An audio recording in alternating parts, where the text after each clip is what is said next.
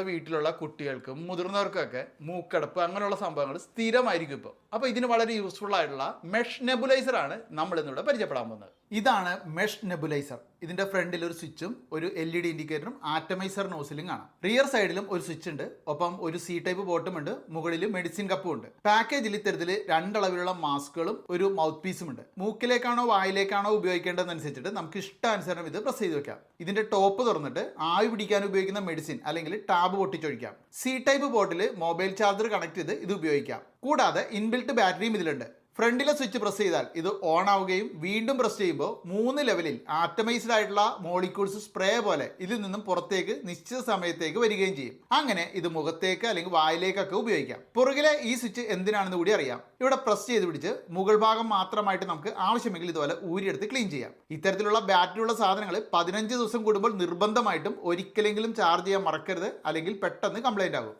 Humidifier നിങ്ങൾ കണ്ടിട്ടുണ്ടാവല്ലോ, ആ humidifier തന്നെ മോഡിഫൈ ചെയ്തിട്ട് ഇത്തരത്തിലുള്ള രൂപത്തിലാക്കിയേക്കണേണ്. പിന്നെ ഇതിന്റെ അഡ്വാൻസ് ലെവലായിട്ട് ഉപയോഗിക്കാൻ പറ്റുന്ന പല മോഡലുകൾ ഞാൻ മുമ്പ് വീഡിയോ ചെയ്തിട്ടുണ്ട്, അതൊന്ന് കാണണം കേട്ടോ. അപ്പോൾ ഇതിന് വില വരുന്നത് ഒരു 300 രൂപയ്ക്കൊക്കെ അടുത്താണ്. വാങ്ങാനുള്ള ലിങ്ക് ഈ ഒരു വീഡിയോയുടെ കമന്റ് ബോക്സിൽ ഞാൻ കൊടുത്തിട്ടുണ്ട്.